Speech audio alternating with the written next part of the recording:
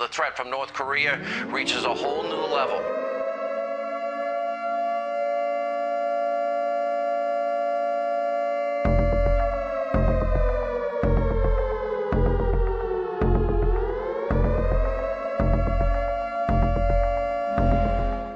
이국 땅을 초토화하자.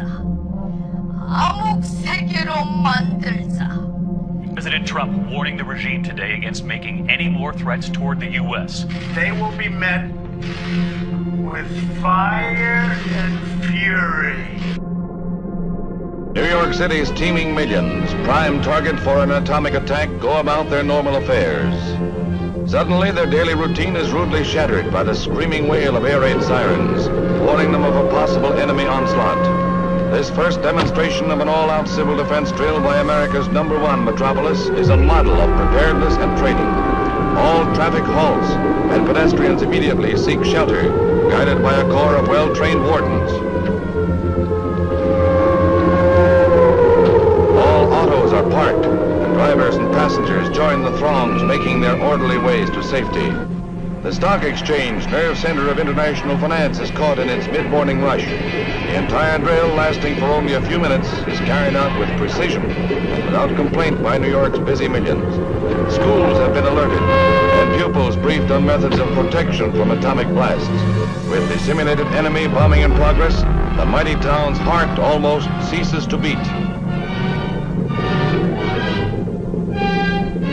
The only surface activity is carried on by the Civil Defense Control. Reports are coordinated under the direction of Arthur Wallander, Civil Defense Director.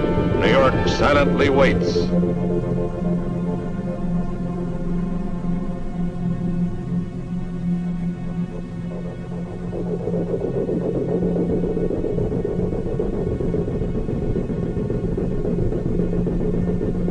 All clear. New York's first civil defense drill is a tribute to its citizens and defense organizations.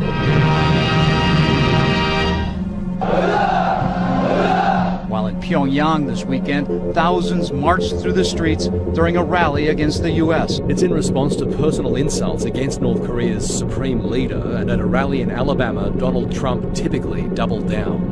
Little Rocket Man, we're going to do it because we really have no choice. Provocative words, provocative maneuvers in the sky as American bombers and fighter jets flew sorties further north of the demilitarized zone than they have this century. The intense pressure prompted Pyongyang to deliver its most stark threat yet to Mr. Trump for his taunts. 우리 로켓의 방문을 더더욱 피할 수 없게 만드는 만회할 수 없는 과오를 저질렀습니다. The show of force from both nations comes as the volley of insults reaches an alarming level. President Trump tweeted Saturday, "Just heard Foreign Minister of North Korea speak at UN. If he echoes thoughts of Little Rocket Man, they won't be around much longer." 고통만을 불러온다고. His tweet comes after the North Korean foreign minister slammed the president at the United Nations. North Korea then threatened to test a hydrogen bomb above the Pacific Ocean, something they have never done before. Everything he has said he would do. I will test a hydrogen bomb. I will send an ICBM test. He's done. So why wouldn't he test a hydrogen bomb over the Pacific? I think the likelihood is there that he will test a bomb at some point.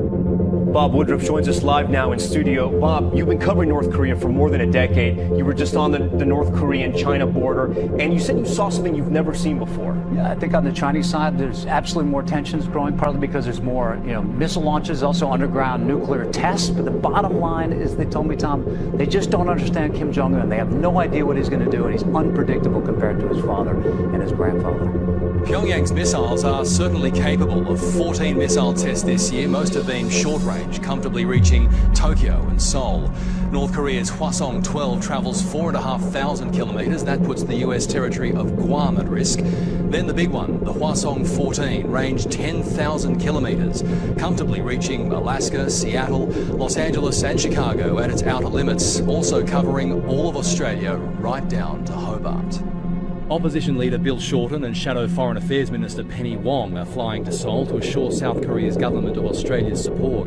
The taxpayer will fund the trip. The greatest threat to regional security in 60 plus years. The more he belittles Kim Jong-un, especially on a world stage, the more Kim Jong-un has to respond. Which could be precisely what Mr. Trump wants. Robert Avadia, 7 News. As for the regime, in July, the head of the CIA suggested Washington could be considering options to remove Kim Jong-un. Pyongyang replied, saying it would, quote, strike the U.S. with a powerful nuclear hammer if the United States tried regime change. And we have a Fox News alert. Did you hear what North Korea's foreign minister called President Trump today? Did you hear what he threatened? The fiery rhetoric intensifying between Washington and Pyongyang as Kim Jong-un's top diplomat, his name is Ri Yong-ho. Well, Mr. Ri delivered a blistering speech at the United Nations General Assembly today. The minister calling President Trump, quote, a mentally deranged person full of megalomania. This comes after the president said in his speech at the United Nations on Tuesday that the U.S. would totally destroy North Korea if Washington is forced to defend itself or allies against a North Korean attack.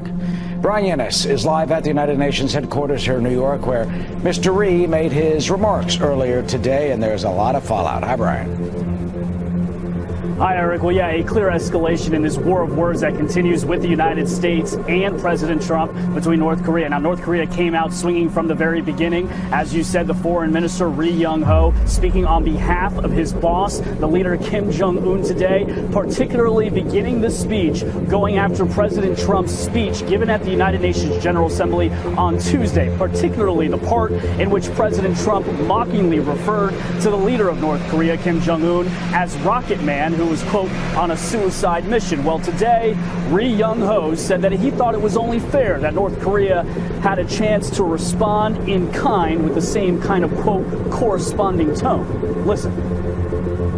He tried to insult the supreme dignity of my country by referring it to a rocket. By doing so, however, he committed an irreversible mistake of making our rocket's visit to the entire U.S. mainland inevitable all the more.